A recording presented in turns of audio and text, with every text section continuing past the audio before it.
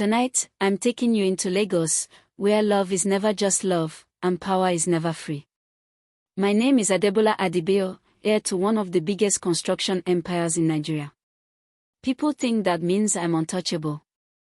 That my life is all champagne, skylines, and security details.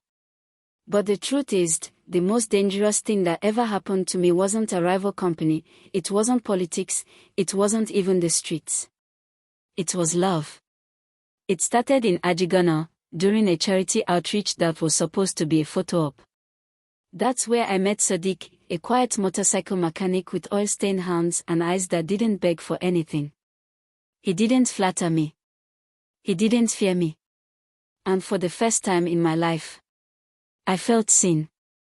So I did what powerful people do when they think they are in control. I opened doors. I paid for his education. I pulled him into elite circles. I made him visible to the same society that would have crushed him. But here's what nobody warns you about. When you leave someone out of hunger, sometimes you don't save them. Sometimes, you awaken something. Because while I was falling in love, Sadiq was rising with a plan. And the higher he climbed, the colder he became. Until one day, I discovered the truth. The man I loved wasn't building a future with me. He was selling my family's secrets to destroy us, and using my heart as the perfect cover.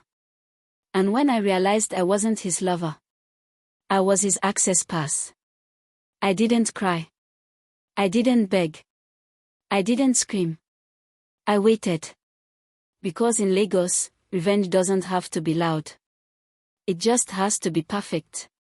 So if you think this is a love story, stay with me. Because what happened next was betrayal at the highest level. A rise so public, a fall so brutal. The whole city watched it happen in real time. And by the end of this story, only one of us walked away with power. Welcome to African Stories by Frank Asada. Where are you watching from? Before we dive into the gold dust and broken promises story, we encourage you to rate the video and tell us in the comments below where you are watching from. Like, share and subscribe so that you will be the first to be notified of our next video coming up. They taught me early that Lagos is a ladder, some people are born already on the top rung, and the rest are expected to clap from below. I was born into cement and steel, into contracts signed with pens that cost more than my first school fees. The Adebayo name sits on cranes, billboards, and the quiet fear in a junior executive's eyes when my father clears his throat. In London, they refine me like gold, polished accent, measured laughter, controlled hunger. I learned to sip champagne the way other girls learn to gulp water. Yet the strangest thing about privilege is how loud it is when you're alone. My penthouse was silent even when music played. Suitors arrived with smiles rehearsed like TV adverts, speaking of legacy and synergy, while their eyes counted my father's influence. I smiled back, because that was my job. Inside, I felt hollow, an expensive vase that had never held flowers. So when my mother insisted I attend a charity outreach, I said yes, hoping the noise of ordinary life might finally drown out my emptiness. Ajegunle does not announce itself politely. It hits you, heat, dust, fumes, life. The road narrowed, the air thickened with pepper and petrol, and I saw children playing football barefoot, their laughter loud enough to shame my boredom. Our convoy moved like an insult, SUVs with tinted windows and men with earpieces, cutting through the streets as if the whole neighborhood was a corridor for our convenience. My driver asked if we should keep the windows up. I told him no. I wanted to smell reality, not filtered perfume.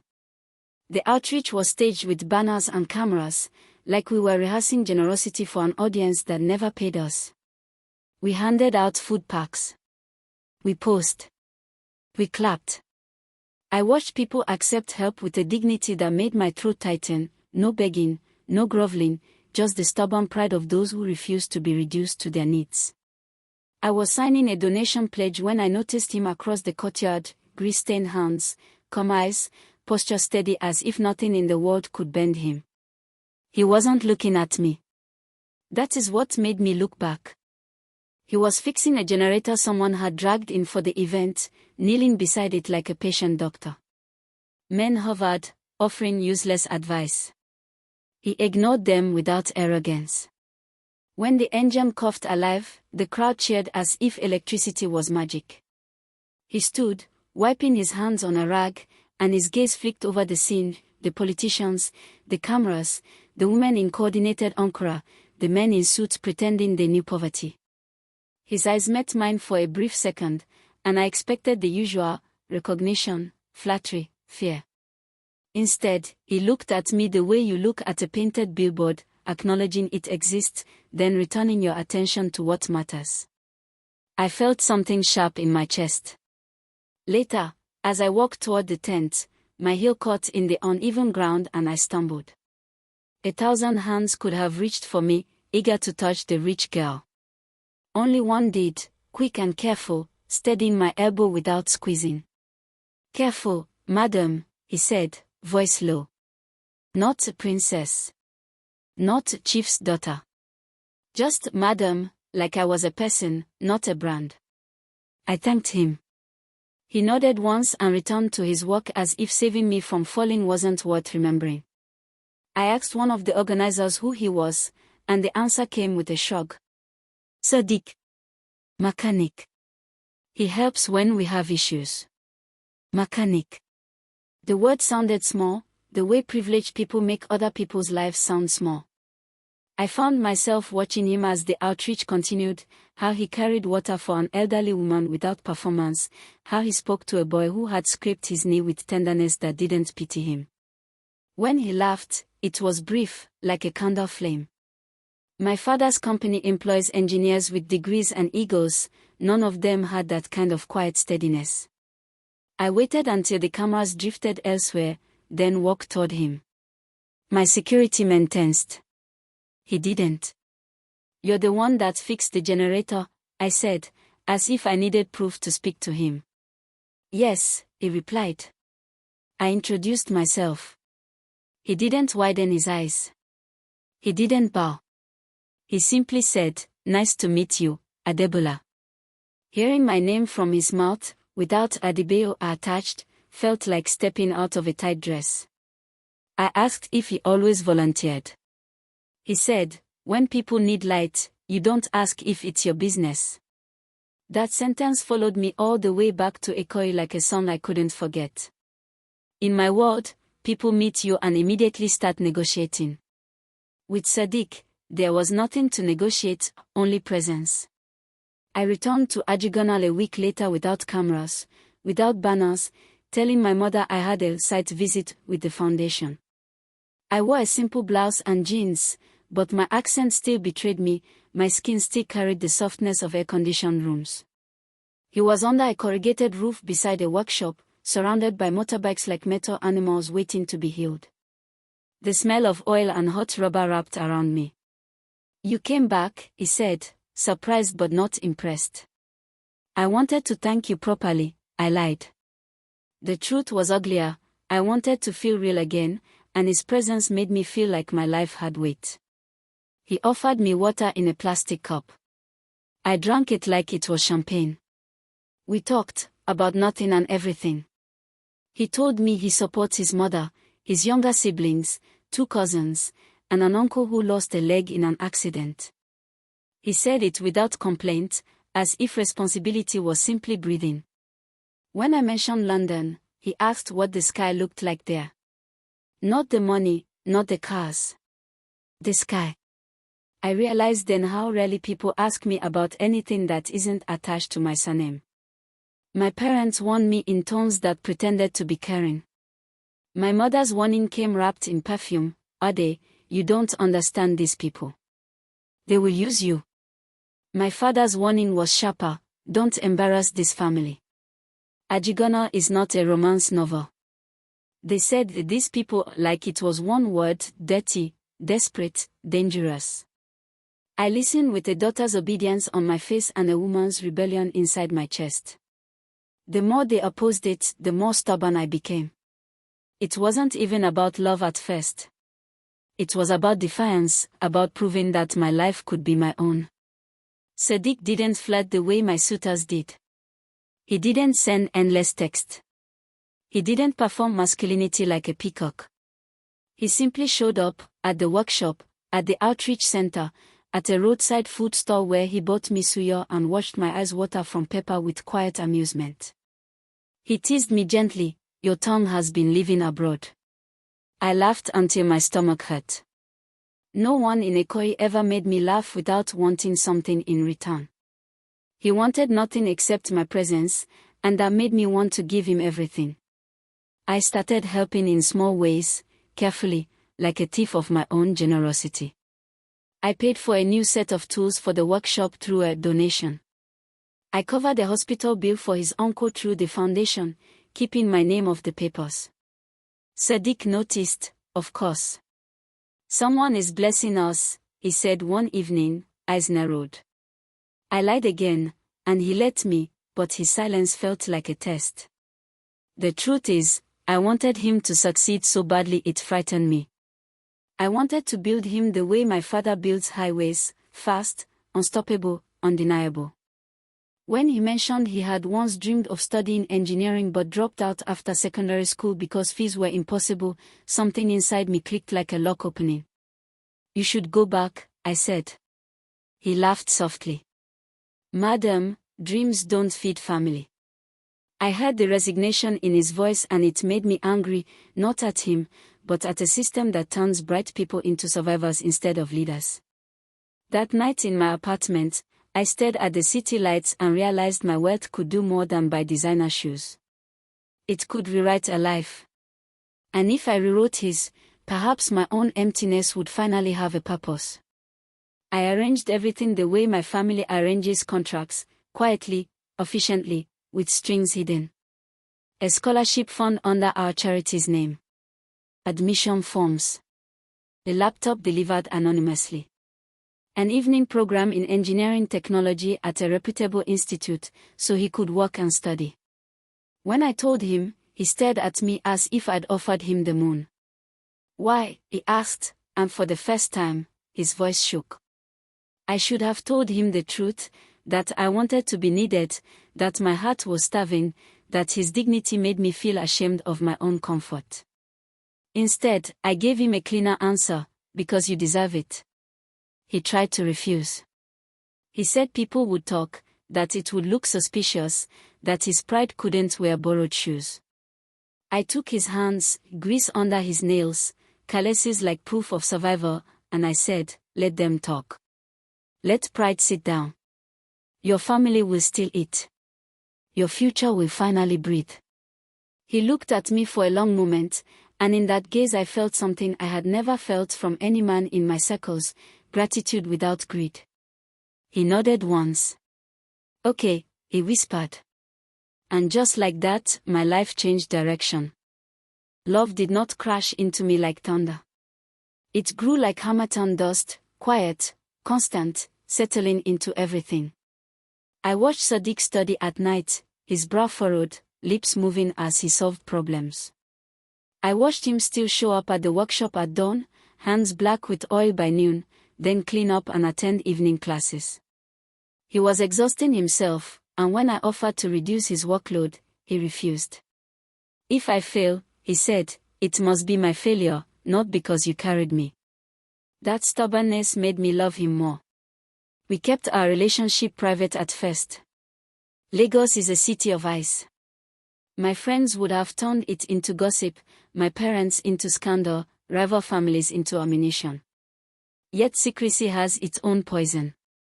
It makes love feel like a crime, and every time I kissed him goodbye in a dark parking lot, I felt like I was stealing my own joy.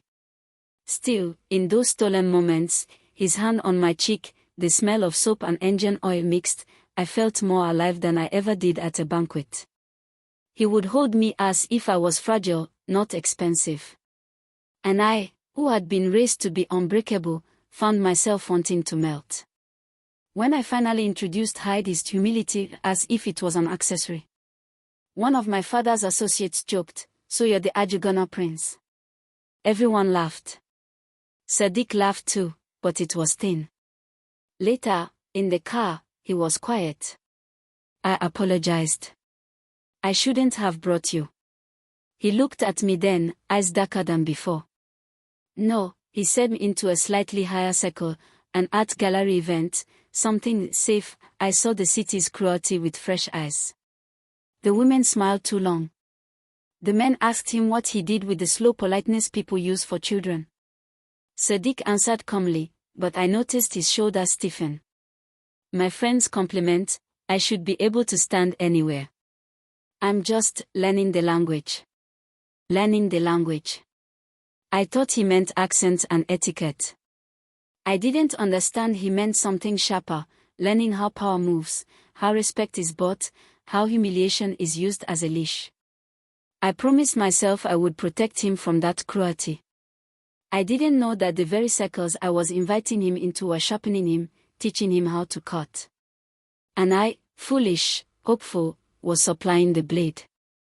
My mother found out the way mothers always do, not through evidence, but through intuition sharpened by years of watching their children lie. She cornered me in the kitchen while staff moved like ghosts around us. "Who is he?" she asked quietly. I froze, then tried to deny. She didn't raise her voice.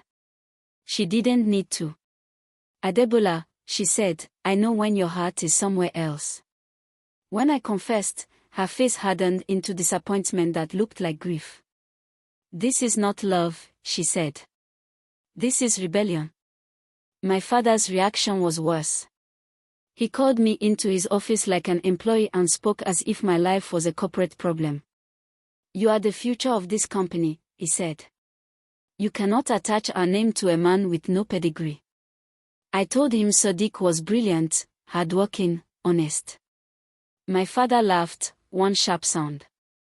"Honest men become dishonest when temptation is large enough," he said. "And you, my daughter, are temptation."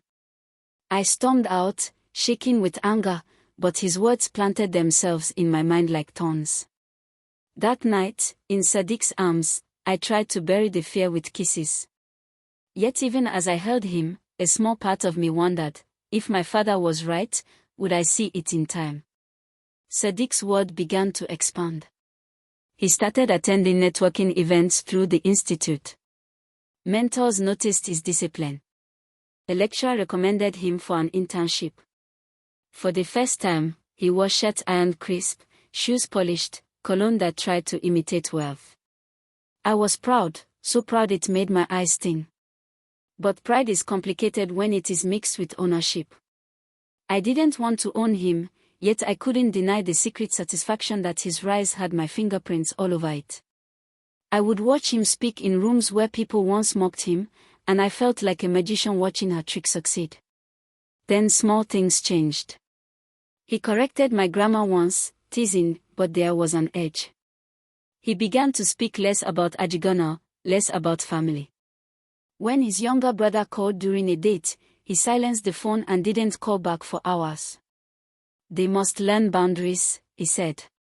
Boundaries. Another new word. I told myself it was healthy growth. I told myself ambition sometimes looks like distance. Still, I miss the man who carried water for elderly women without noticing cameras. I miss the version of him who didn't care about being seen. As he learned Lagos' language of power, I began to fear he was also learning to translate love into leverage.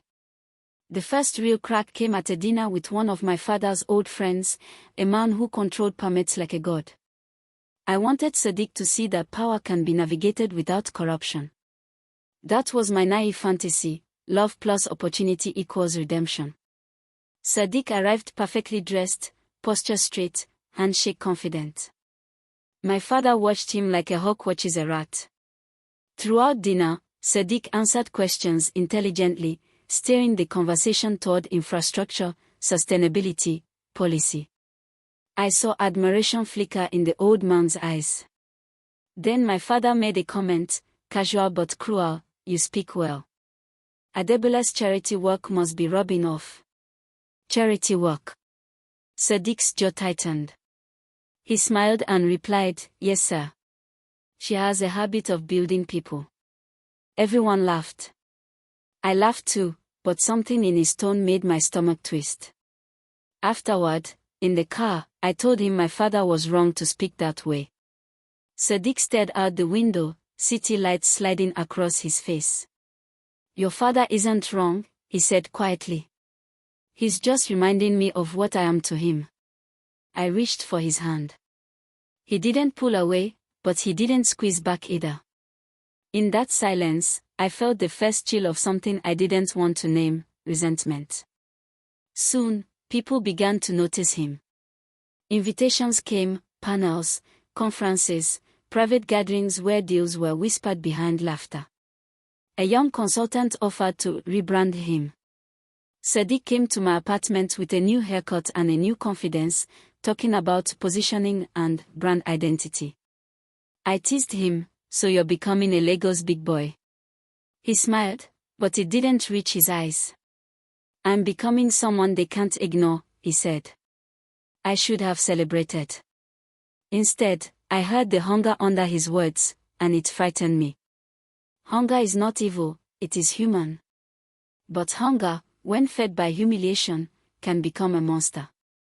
He began asking questions about my father's business, how bids are won, who controls supply chains, why some projects get approved faster than others.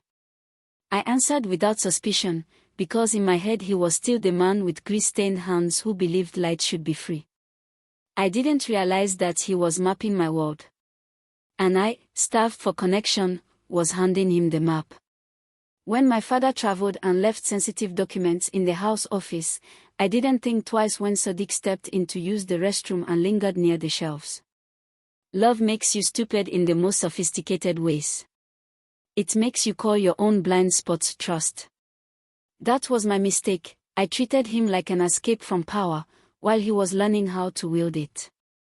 One night, after a particularly glittering event where people praised him like a rising star, Sadiq confessed something in a voice too calm. "Adebola," he said, "I'm tired of being introduced as your project." I felt slapped. "You're not my project," I said quickly. "You're my partner." He looked at me then, really looked, and I saw a storm behind his eyes. "Your world," he said, "is built on doors. You open them. You close them. You decide who enters. Even when you love me, you're still the one holding the key." I wanted to argue, to tell him love is not a door, that I never meant to hold power over him. But the ugly truth was there: I had enjoyed being the giver. I had enjoyed being the one who could change his life. I reached for him, and he let me hold him, but his body was tense, as if he was allowing affection rather than receiving it. "I don't want to owe anyone," he whispered. I kissed his forehead and promised, "You don't owe me anything." I believed my own words. I didn't see that he had already decided to repay the debt, just not with gratitude. With conquest. And in Lagos, conquest always demands a victim. Sadiq's transformation accelerates, the betrayal begins in secret, and Adebola's love starts turning into suspicion while Lagos society smiles and sharpens its knives. After that night, I began to notice what love had been editing out. The little pauses before he answered certain questions. The way his eyes lingered on people in power, not with curiosity anymore, but with calculation. In the beginning, Sadiq used to come to my home and look around like a visitor in a museum, respectful, almost amused by the softness.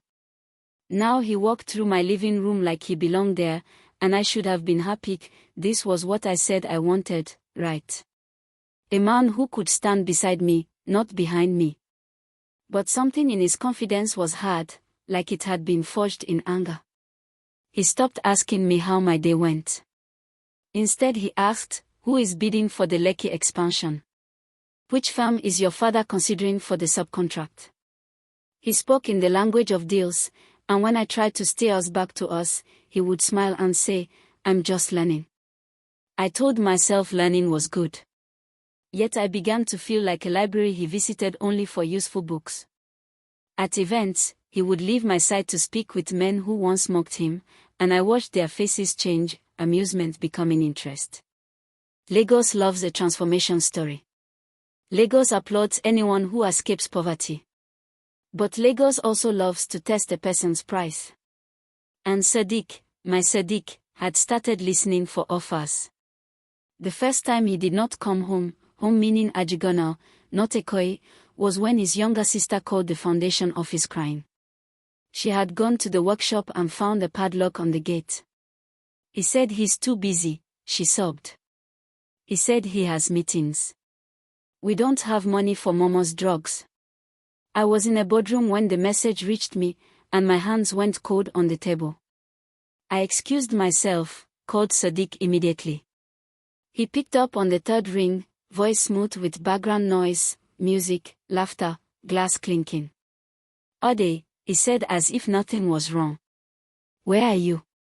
I asked. At a networking lounge, he replied. It's important. I told him about his sister.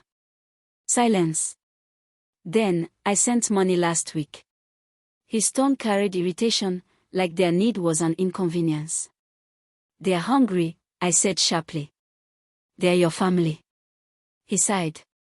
That's the problem, he said. They think I'm a pipeline. They would drain me if I allow it.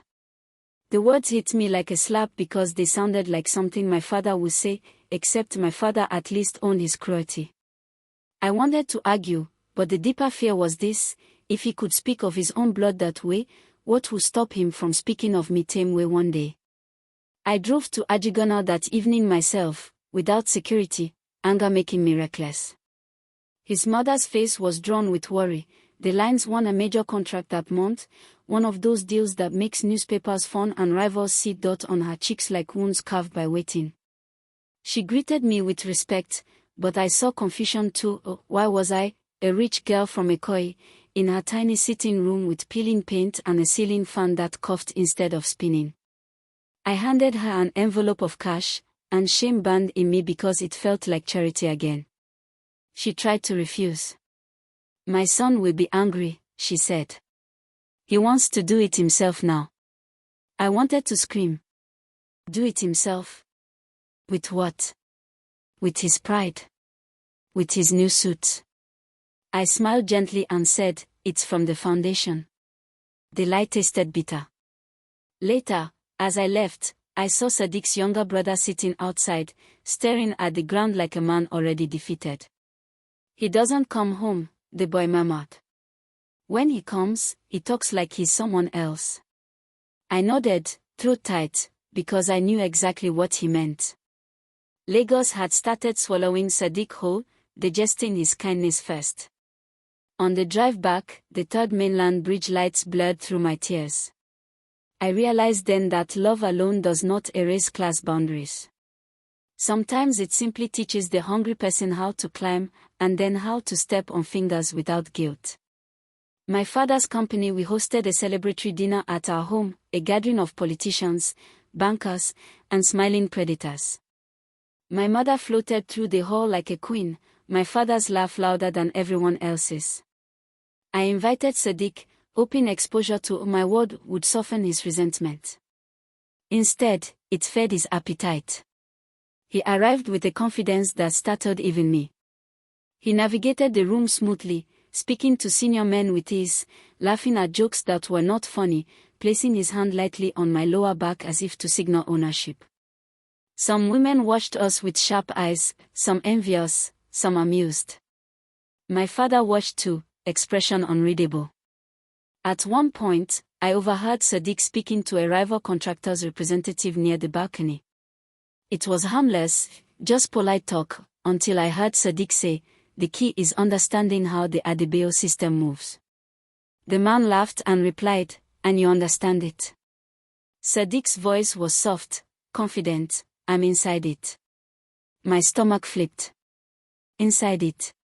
He said it like a victory. Like penetration. Like conquest. I walked away before they noticed me, smiling through a wave of nausea, trying to convince myself it was harmless pride, not a warning. The next weeks were a parade of success. He landed an internship at a consulting firm that serviced major infrastructure projects. His mentor, an older man with hungry eyes, began treating him like a pet tiger, dangerous but impressive. Sadiq started using phrases I didn't recognize: competitive intelligence, strategic disclosure, leveraging relationships. I teased him less now. I was watching too closely. One night, I asked him directly, "Do you ever miss Ajegunle?" He paused, then smiled faintly. "I miss who I was there," he said. "But I can't go back to being small." Small.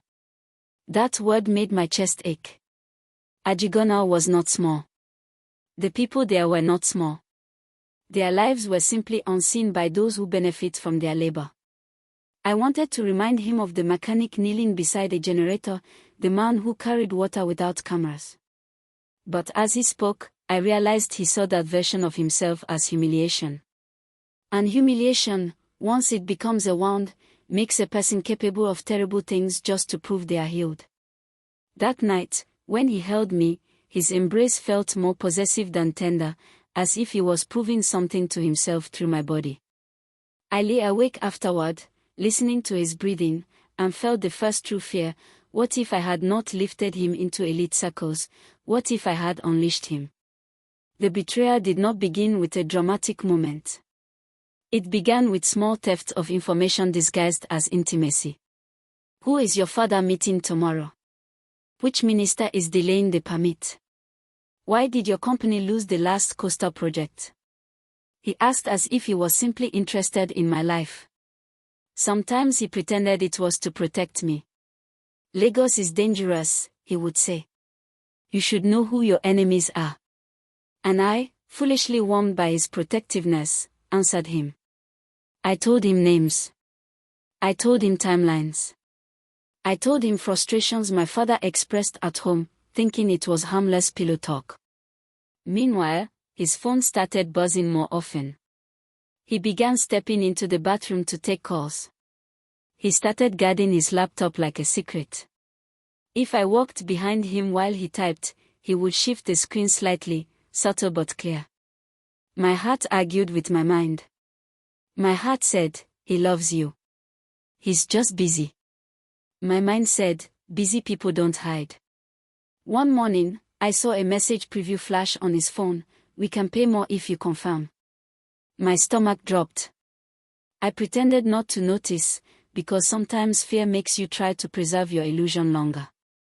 I kissed him goodbye, smiled, and watched him leave, then sat down on my couch and realized my hands were shaking.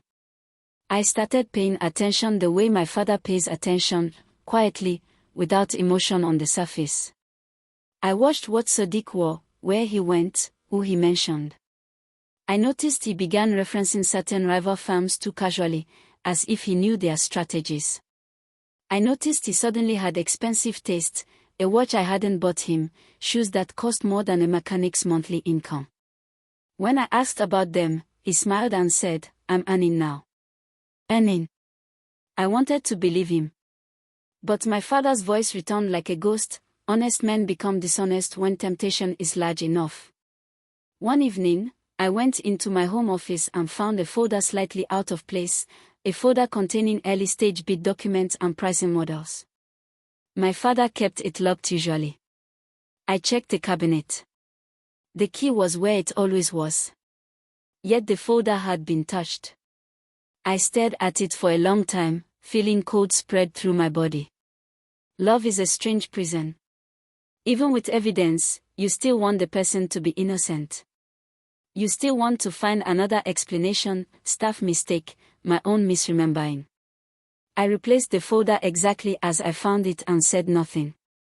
Because I needed certainty before I confronted him. And deep down, I feared that if I confronted him too early, he would lie smoothly and I would believe him, and then I would lose myself completely. Confirmation came from the most humiliating source: gossip. At a women's luncheon in Victoria Island, a banker's wife leaned close to me and whispered, "Your boyfriend is rising fast." Her smile was too sharp. "He's been seen with some interesting people." I asked who. She sipped her wine slowly and said, "Men who don't move without a reason." The women around the table giggled like vultures. I felt heat rise to my cheeks. They were enjoying my discomfort. In Lagos high society, your pain is entertainment. I left early, claiming a headache, and drove straight to the consulting firm where Sadiq worked. I parked across the street like a stalker of my own life. After an hour, he emerged, not alone, but with a rival firm executive I recognized instantly. They shook hands, laughing. Then the executive handed him an envelope. Sadiq slipped it into his bag quickly, glancing around. My heart punched my ribs. It wasn't romance. It was transaction. I wanted to jump out of the car and scream. Instead, I stayed still, watching, forcing myself to breathe. My father always said, never strike before you know where the enemy's head will land. I hated that I was becoming him. But hatred is sometimes the fuel of survival.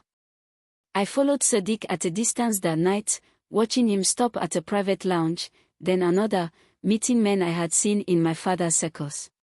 He was building a network, using my word as a ladder, and using my love as camouflage. I confronted him softly first, because I still hoped for truth without war. Are you okay? I asked one night, tracing my fingers along his arm. You seem stressed. He smiled. Success is stressful. Are you involved in anything you shouldn't be? I asked, trying to sound casual. His eyes hardened for a split second, then softened again. Why would you ask that? He replied, voice gentle but edged. People are talking, I said. He laughed, warm, charming, practiced. People always talk, he said, pulling me closer. They can't stand a man from Ajegunle winning. He kissed me, and for a moment my body responded, traitorous. Then he whispered, don't let them poison you. Poison you. As if my suspicion was innocence, not instinct. I stared at his face in the dim light and realized how skilled he had become at shaping narratives. He wasn't just lying. He was managing perception. That night, after he slept, I took his phone while it charged. My hands shook so badly I nearly dropped it. His passcode had changed. I stood there, staring at the locked screen, realizing something simple and devastating. The man who once had nothing to hide from me now had a world locked away. And I, who had opened doors for him, was now outside one. I began collecting information the way a wounded woman becomes dangerous, quietly, obsessively, with patience sharpened by heartbreak. I checked my own messages. I looked through old conversations, noting every time I had mentioned a bid, a permit, a price. I remembered his questions, his curiosity, his learning. I started attending meetings with my father more often, listening not as a daughter but as a strategist. I watched rival firms' moves. I noticed patterns, suspiciously accurate underbids, sudden awareness of our internal timelines, precise targeting of our weak points. It was too clean to be coincidence. One afternoon, my father slammed a file on his desk. How do they know? He snapped. His executives looked terrified. I felt nausea rise, but I kept my face neutral. Someone is leaking, I said quietly. My father glared. You think I don't know that? He paced, then stopped and looked at me. Adebola, he said slowly, is there anything you're not telling me? My throat tightened. I could have confessed then. I could have said, it's my lover. It's the man I lifted. But shame sealed my lips. Instead, I said, no, Daddy. And in that moment, I realized betrayal doesn't only destroy trust, it forces you into lies too. It stains everyone it touches. The leak intensified. A rival firm outmaneuvered us on a critical contract, one we were sure we would win. My father's rage shook the house. He shouted at staff. He threatened executives. My mother prayed louder. And I sat in my room like a woman watching her own wedding burn, knowing the arsonist was someone I loved. Sadiq kept acting normal, bringing me flowers, cooking simple meals, calling me my queen in a voice that once felt sweet but now tasted like mockery. At night he would hold me and speak about our future, about building something together, and I would stare at the ceiling, feeling my heart harden into something metallic. I wanted to scream at him, "You're not building with me, you're stealing bricks from my family's walls." But I said nothing. Because I needed proof that would not only break my heart, but break him publicly. In Lagos, private suffering is cheap. Public humiliation is currency. If he could destroy my family quietly, I would destroy his image loudly. That became my mantra, loud. At the same time, my anger frightened me. I had always seen myself as soft, compassionate, different from my father. Now I felt my father's spirit in my blood, cold, calculating, hungry for control. Betrayal doesn't just reveal who someone is, it reveals who you can become. Proof came through an old friend of mine, Tomowa, a compliance analyst who owed me a favor. I didn't tell her everything. I didn't need to. I simply asked her to look into unusual communications around the rival firm's bids. She was discreet, smart, and curious enough to smell scandal. 2 days later, she met me in a quiet cafe and slid her tablet across the table. "Your rivals have been receiving anonymous tips," she said softly. "Encrypted emails. Files. Pricing models." My hands turned cold. "From who?" I asked. She hesitated.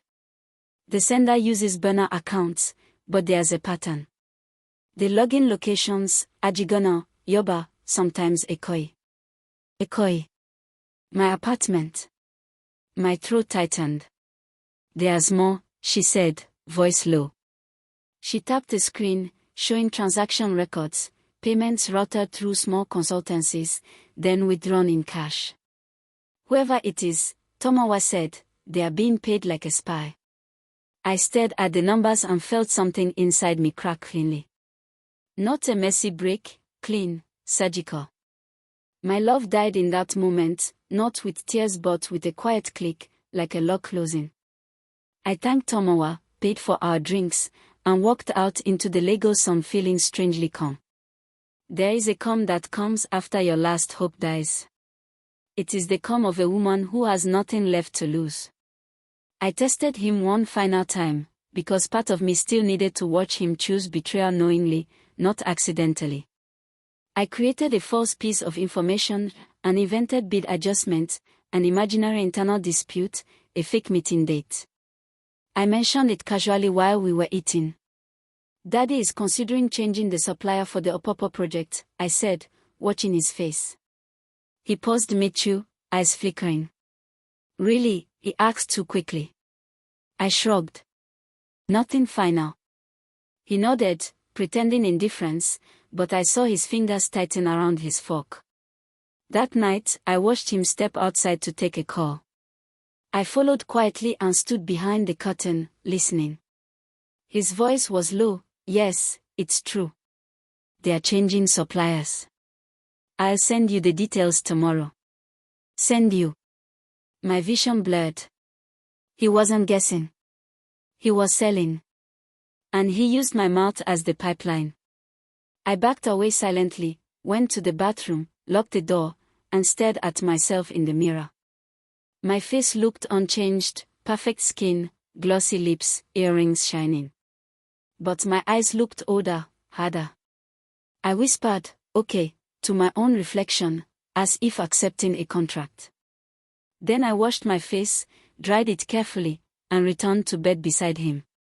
He wrapped his arm around me in sleep. I lay still, letting him hold the woman he thought he controlled, while I planned the end of him in my mind like architecture. Revenge is often imagined as fire, rage, screaming, destruction. Mine was ice. I began building a case the way my father builds a tender document, with evidence, timelines, witnesses, and leverage. I copied the real files he had accessed, noting dates and access logs. I gathered transaction data through Tomowa. I arranged for a private investigator to tell him, capturing photos of meetings and handoffs. I saved every suspicious message. I documented every question he asked me that now looked like surveillance. At home, I acted loving, because love was now my disguise. I smiled. I touched his face. I praised his success. He relaxed, thinking my suspicion had died. That was my advantage. Betrayers grow careless when they believe you're still blind. Meanwhile, I began speaking to my father's legal team about corporate leaks, without naming Sadiq. I watched their minds turn toward solutions, injunctions, audits, compliance traps. I nudged them gently, steering their strategy toward a public exposure scenario. My father wanted blood, but he wanted it clean, no scandal attached to our name. I understood his fear. I also understood that protecting the Adebayo name was no longer my priority. Protecting myself was. I had been humiliated privately enough. I wanted Lagos to witness the fall. I wanted the same society that applauded his rise to be forced to spit him out. And then came the final insult, his proposal. He asked me to marry him on a night when the lagoon breeze was soft and the city lights looked like stars scattered carelessly. He brought a ring that was expensive enough to impress my circle, a symbol designed for public approval. He knelt, eyes shining, voice trembling in a way that looked sincere. Adebola, he said, I want to build a future with you. For a second, my heart almost betrayed me again. The memory of who he was flickered like a dying candle. Then I remembered his phone call. I remembered the payments. I remembered my father's rage and my mother's warnings. I remembered Ajegunle's mother counting pills. I forced a smile and said yes. The word tasted like ash, but I said it sweetly, and he exhaled with relief. He kissed my hand, whispering, "Thank you." In that moment, I realized the proposal wasn't love, it was a seal. A way to secure permanent access to my family, my name, my word. He wanted the Adebayo empire through my bloodline. And I, still smiling, saw the perfect stage. Lagos loves an engagement story. Lagos loves a glamorous rise. I would give Lagos what it loved, then I would give it what it deserved, a scandal so precise it would feel like justice. As he held me and celebrated, I began counting down to the day I would destroy him at the peak of his happiness. The engagement becomes the trap, Adebola executes a public takedown, and Sadiq's empire collapses in front of the same elites who once applauded him. Once I said yes, the city started clapping before the music even began. Engagement announcements in Lagos are not private promises, they are public currencies. My mother insisted on a formal introduction ceremony. My father, suspicious but silent, agreed because refusal would have raised questions. Sadiq played his role beautifully.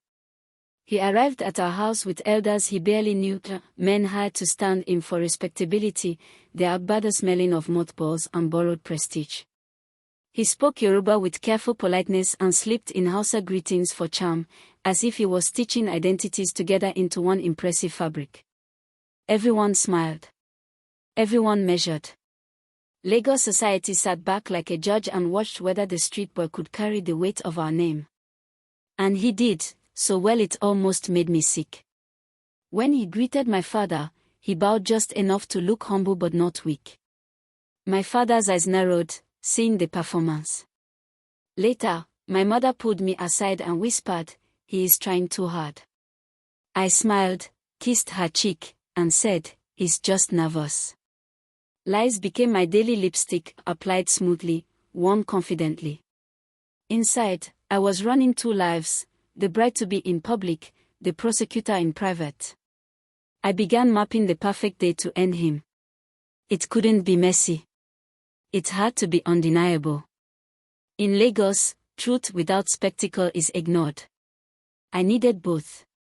I set the stage where Lagos loves to watch, a high-profile foundation gala in Eco-Atlantic, the kind of event where people donate while wearing diamonds, where morality is outsourced to microphones.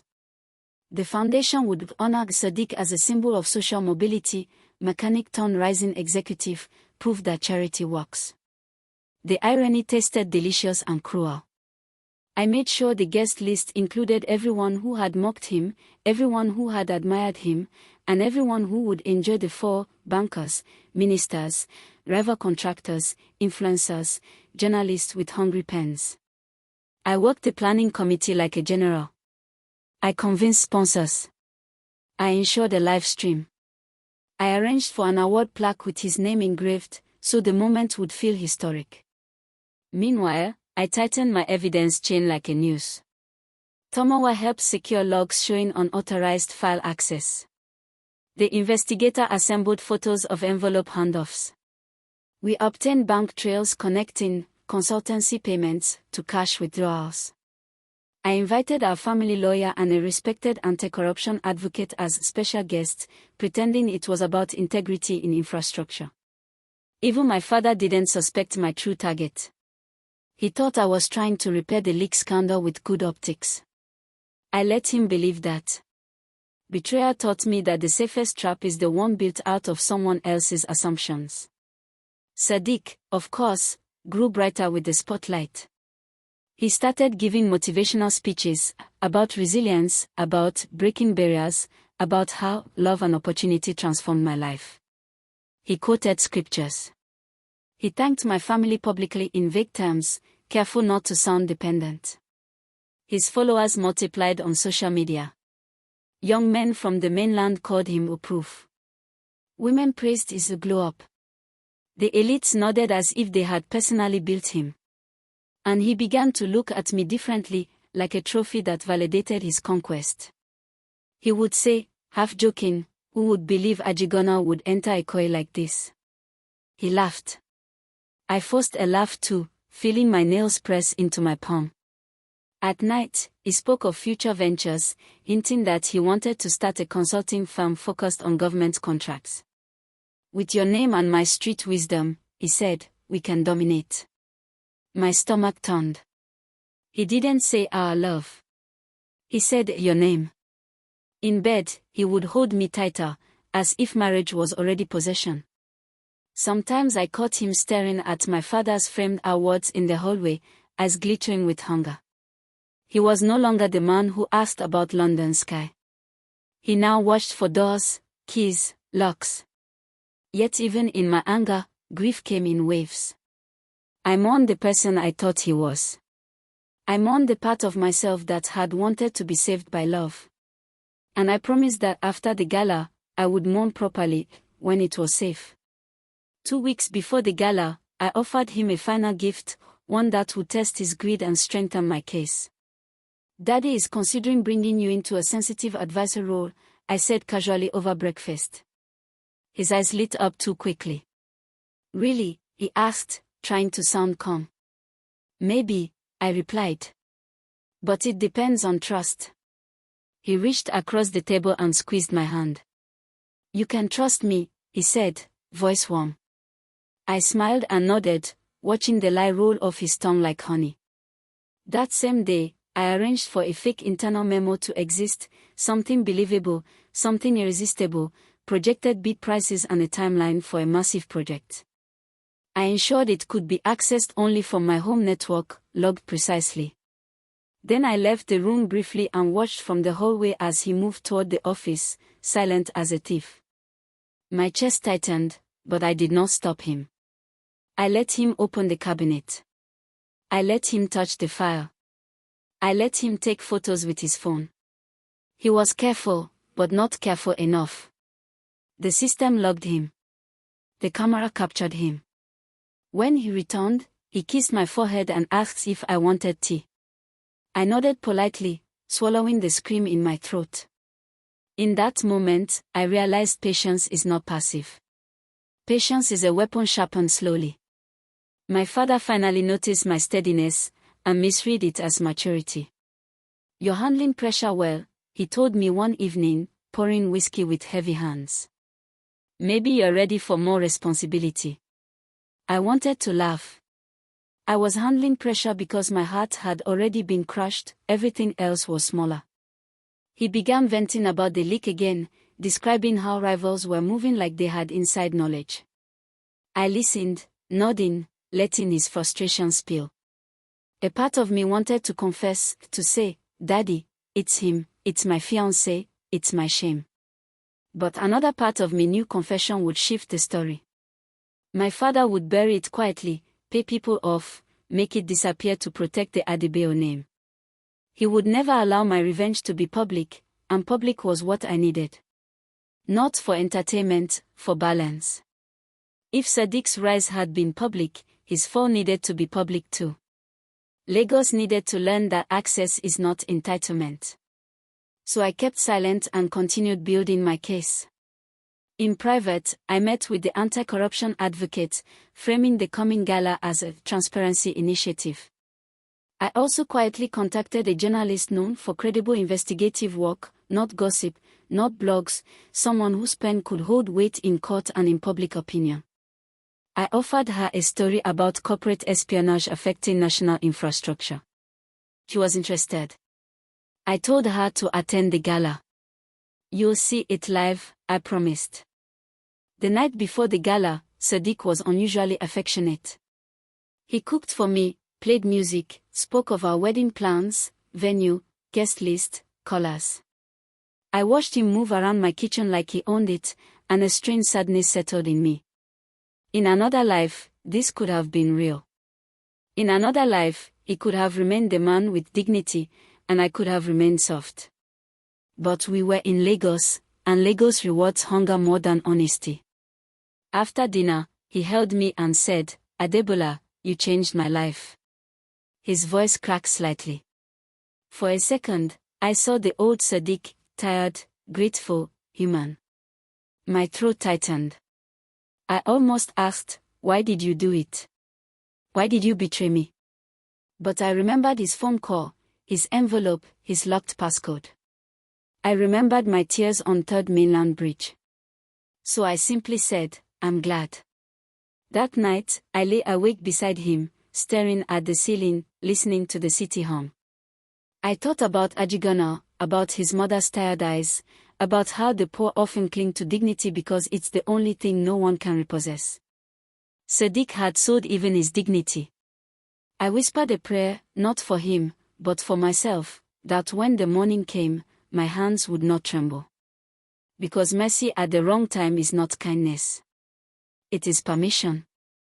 The gala was everything Lagos loves: floodlights, red carpet, floral arches taller than some people's homes. Cameras flashed like lightning.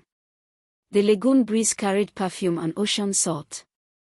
Inside, the ballroom glittered with glass and gold. I wore a gown that made me look like the kind of woman who never cries.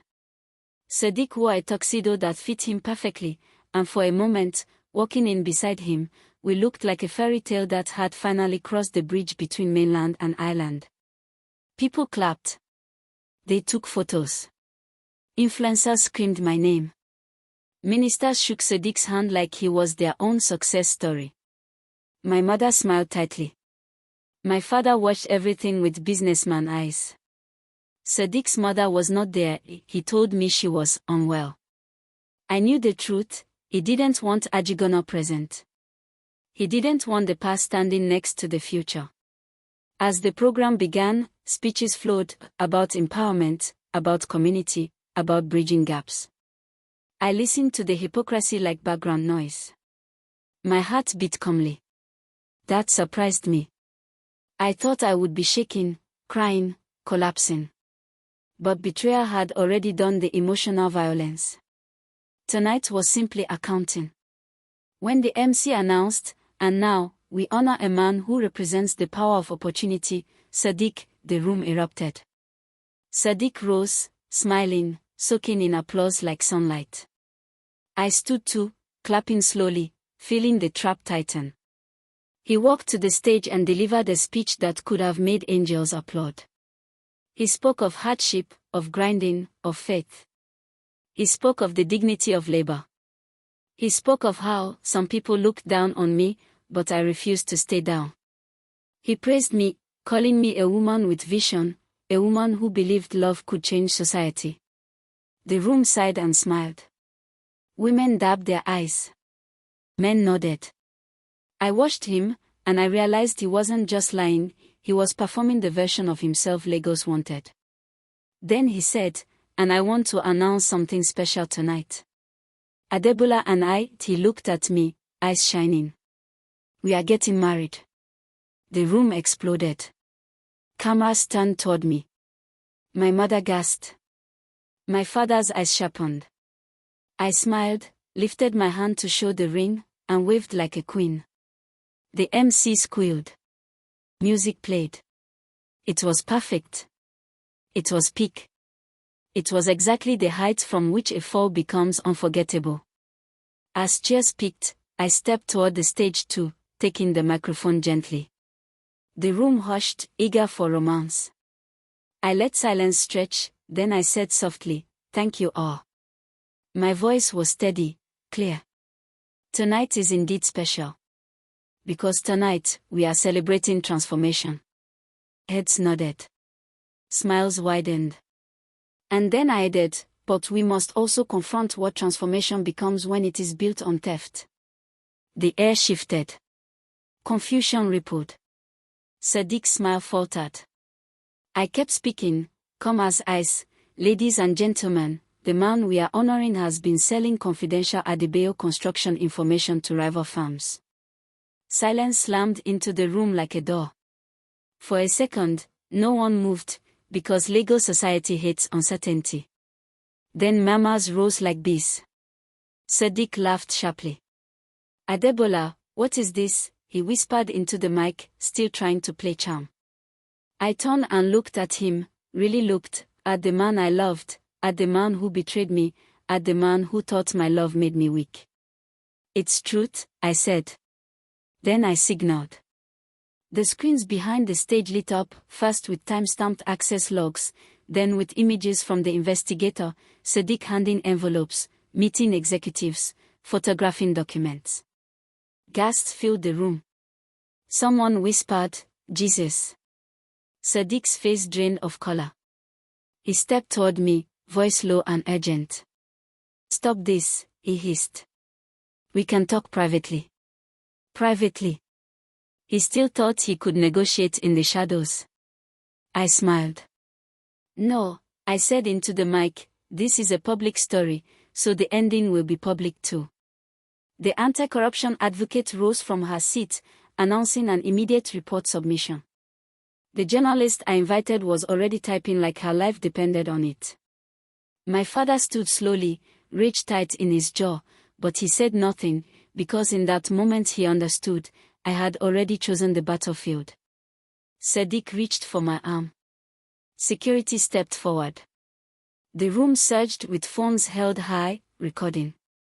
Lagos loves a downfall almost as much as it loves a rise. Sadiq tried to speak, to claim innocence, but his voice cracked. When he saw the video evidence, something in him broke. He whispered, barely audible, "Ode, why?" I leaned close, so only he could hear, and replied, "Because you used love as a mask for greed." Chaos followed, but it was controlled chaos, my kind. Sadiq was escorted off the stage, not violently, but firmly, like someone removing a stain. People moved away from him as if betrayal was contagious. The same men who shook his hand earlier now avoided eye contact. Women who praised his glow-up now covered their mouths in theatrical shock. I watched their reactions with cold clarity.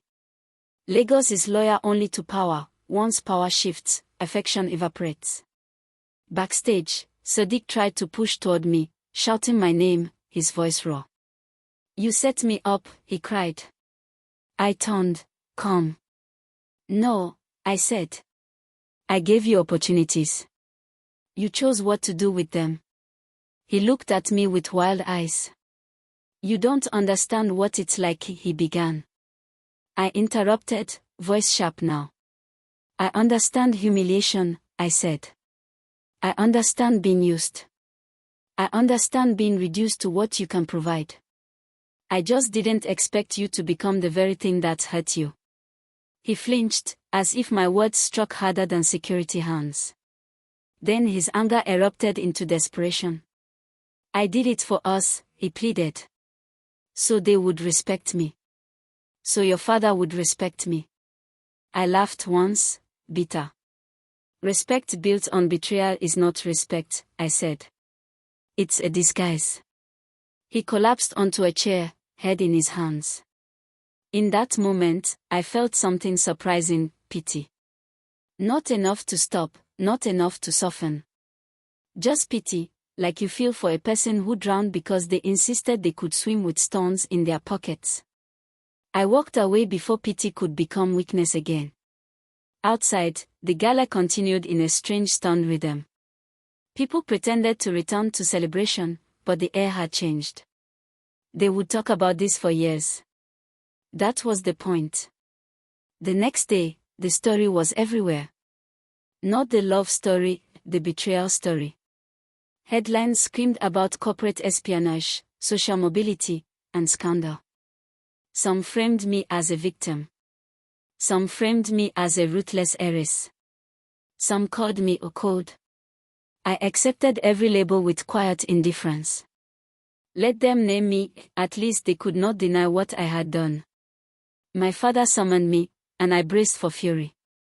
Instead, he stared at me for a long time, then said softly, "You are my daughter." It wasn't praise. It wasn't comfort.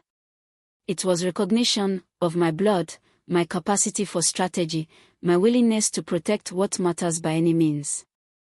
My mother cried and held my face, whispering, "You are still good." I didn't know if that was true. Goodness felt like a fragile concept now. Sadiq was arrested for fraud and breach of confidentiality within days. The paper trail was too strong. His new friends disappeared. His mentor denied knowing him. The rival firms issued statements claiming they were unaware of his methods, pushing him into isolation like a scapegoat. I watched all of it unfold with a numbness that felt like peace. The funny thing about revenge is that it doesn't always taste sweet. Sometimes it tastes like medicine, bitter, necessary, saving you from infection. And yet, at night, when the noise died, I still felt the ache of what could have been. Betrayal leaves a ghost, the life you imagined. Weeks later, I went back to Ajegunle alone. No convoy. No security. Just me, wearing simple clothes, walking through the same streets where I first saw him. People recognized me now, not as the charity girl, but as the woman from the scandal. Some stared. Some whispered. I didn't care. I found Sadiq's mother sitting outside her home, eyes swollen, hands folded like prayers. When she saw me, she stood slowly, fear and respect mixing on her face. "Madam," she said softly, voice trembling. I swallowed hard. "Mama," I replied, because she deserved more than madam. I handed her a bag of food and an envelope, not as hush money, not as pity, but as responsibility. "I'm sorry," I said quietly. Her eyes filled. "My son," she whispered, as if his name itself was pain. "He changed." I nodded. "Yes," I said, "he changed." She looked at me for a long time, then said, "You loved him." It wasn't a question. My throat tightened. "I did," I admitted. She sighed, a sound that carried years. "Love is a powerful thing," she murmured. "It can lift. It can also break." I sat with her for a while, listening to the neighborhood sounds, children playing, generators humming, life continuing. I realized Ajegunle did not stop because one man fell. It survived before him and would survive after him. That resilience humbled me. It also reminded me, my battle was never with Ajegunle. My battle was with the hunger inside people, and inside myself. Sadiq returned to Ajegunle months later, not as a hero but as a cautionary tale. The court case stripped him of his new identity piece by piece. His suit was gone. His watch was gone. His friends were gone. Even his voice sounded smaller, like it had been drained. I saw him once from a distance, near the old workshop, now reopened by his brother. Sadiq stood outside, hands in his pockets, staring at the ground. People walked past him with a mix of pity and disgust. In Ajegunle, they forgive hardship, but they don't forgive pride that abandons them. He looked up briefly, and our eyes met across the road. For a second, the air between us filled with everything unsaid: love, betrayal, anger, regret. He took a step forward, then stopped, like he remembered he no longer had the right. I didn't move. I didn't wave. I didn't smile. I simply held his gaze until he looked away. That moment was closure in its rawest form, not reconciliation, not forgiveness, just acceptance of the damage. Later, I heard he tried to apologize to his mother, but she cried and asked him why he was ashamed of them. He had no answer. Pride rarely has answers. It only has excuses. And excuses crumble when the applause stops. I returned to Ekoi that day feeling oddly lighter.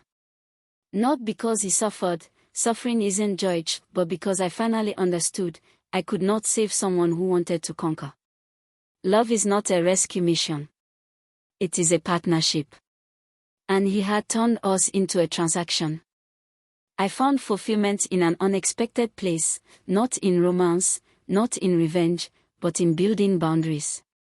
I stopped attending events that felt like performances. I reduced my social circle to people who spoke truth without gain. I took a more active role in our foundation, but I changed its mission. No more poverty photos. No more stage generosity. We focused on skill training, legal education, and fair hiring pipelines, systems that could outlive applause.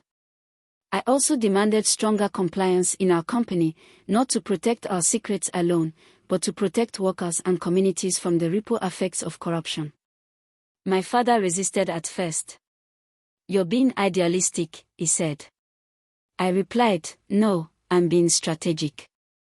Corruption is expensive." He stared, then nodded slowly, because he respects strength more than sentiment. In my personal life, I learned to sit with loneliness without panicking. I learned that emptiness cannot be filled by another person's presence. It must be confronted, understood, healed. Some nights I still remembered Sadiq's old laugh, and grief would rise. But I let it pass like Lagos rain, heavy, then gone. I refused to harden into cruelty. I refused to soften into foolishness. There is a middle path: wisdom. The patience to watch truth reveal itself. The courage to act when it does. The resilience to rebuild after love becomes ruin. I didn't become my father. But I also didn't remain the naive girl who thought money could erase wounds. I became myself. If you ask me now what the lesson is, I will tell you it is not a simple moral you can print on a banner. People are complicated. Love is powerful, but love does not cancel hunger. Opportunity is necessary, but opportunity does not automatically create integrity. When you leave someone, you must also watch what they carry inside, because if they carry shame, they may turn your gift into a weapon. I loved Sadiq because he was grounded, dignified, real. But I ignored the hidden fire in him, the anger at being unseen, the resentment at being laughed at, the hunger to prove himself at any cost. When the world finally opened its doors, he didn't just walk through. He kicked them down and used the splinters to stab those closest to him. And I hurt, humiliated, learned to use the same systems of power he worshipped to correct the wrong. Not with violence. With exposure. With evidence. With timing. Lagos will always be a ladder, yes. But I learned you don't climb by stepping on the hands of the person who held the ladder steady for you. That is not rising. That is falling with style. Today, I walk with my head high not because I won a war, but because I stopped being a woman waiting to be loved properly. I reclaimed my power, my voice, my purpose. And if Sadiq has learned anything in Ajegunle's dust, it is this: broken promises don't just break hearts. They break futures. Thank you for watching. Please leave comments. Like, share and subscribe so that you will be the first to be notified of our next video, coming up.